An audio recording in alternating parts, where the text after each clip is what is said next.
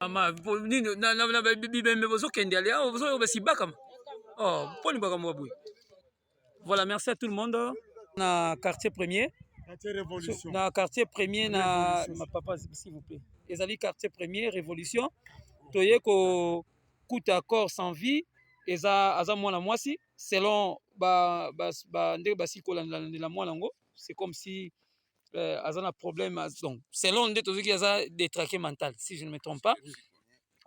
Selon lui aza détraqué mental selon mais eloko sali pasi cette femme a été violée donc ba violé qui na bana mibali c'était par force ba kangi ye singa na kingo ba violé ye donc tina sena ye ki mwasi makile zali tina zolo donc nzoto donc maya bana mibali eza na nzoto na ye donc kosakana te mais je crois tango ba violé ye ba ye ko bwaka ye donc bozomona même batasha makila yango donc esali pasi ta makila esali pasi vraiment et likambo ezosama na kimpese tozo comprendre yango te est-ce que réellement eza bato ya normal on nzamba sala fu basala acte oyo ou bien bato bazamba basimba ba gris gris bango mutu ba osapo tokomona maboma ebele na kimpese bakomi kobotisa bango.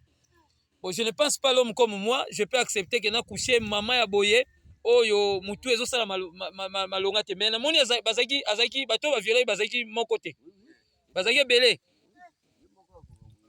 donc ba menacer vraiment na niveau ko sakana te bakangi na singa kimpese ezo keneka sango ya mabe eza soni hein mal donc je ne sais même pas comment na ba policier batukutu bakomi kokamwa bazotia sécurité na mboka mais c'est comme si biso moko peuple pe tokomi koluka ba problème hein eza pasi hein boye vraiment mwana mwasi bomoni ke no nzamba limbisa ngai mutu ezosala bien te ke lokola mutu alalaka na balabala mais bokoma na niveau ya ko violer par force hein donc c'est que bandai ko bunda abundi amoni akoki te ai basangani lié bakangi esinga na kingo bamakila yango donc eza mwa pasi bale baye kobwaka ye awa eza pasi vraiment yango oyo batasha makila kimpese eza pasi osimbi kisi na yo okende kokushaka bato maboma bolimbisanga na terme donc boye vraiment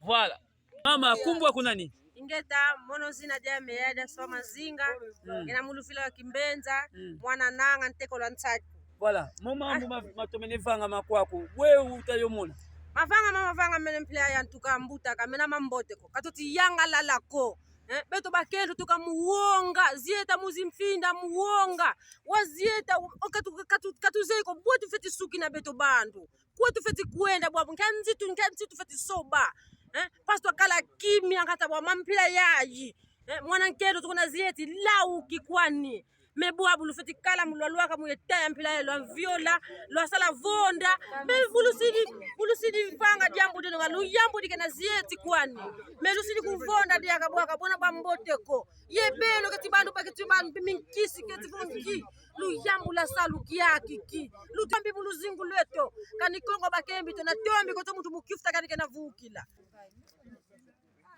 Voilà bakonzi bolanda mama kambo esalemi na territoire ya Songololo na cité Kimpese quartier 1 Révolution donc likambo esalemi pasi voire même ba policier zo sala bango pasi comment na boye mutu faut bokele ko violer ye mais na bandi neti ne ba ko bwa kese bazana mituka non bazana mutuka ba ko bwa kai awa isa pasi voilà. Voilà. Donc, ça m'a kambo tozo déploré. Tosengi vraiment la ministre de l'Intérieur, Papa Constant Mavidi bongo ya oya komona na Kimpese.